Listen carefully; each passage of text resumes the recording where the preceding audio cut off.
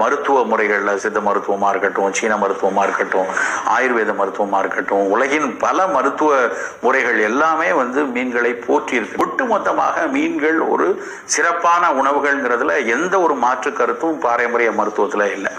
பொழுது இன்னொரு மிக முக்கியமான பயன் என்ன கிடைக்குது அப்படின்னு இன்றைய அறிவியல் சொல்லுது அப்படின்னா, ஒமேகா 3 ஒமேகா 6 அப்படிங்கிற கொழுப்பு அமிலங்கள் மீன்கள்ல இருந்து தான் கிடைக்குது.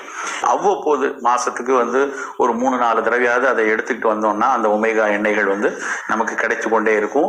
நோய் எதிர்ப்பாற்றலை வழங்குறதோட நமக்கு ஏதாவது ஒரு நாள்பட்ட நோய்கள்ல அந்த ஆன்டி ஆக்சிடென்ட் சப்போர்ட் வேணுங்கும் போது அதற்கும் நமக்கு மீன்கள் உதவியா இருக்கும்.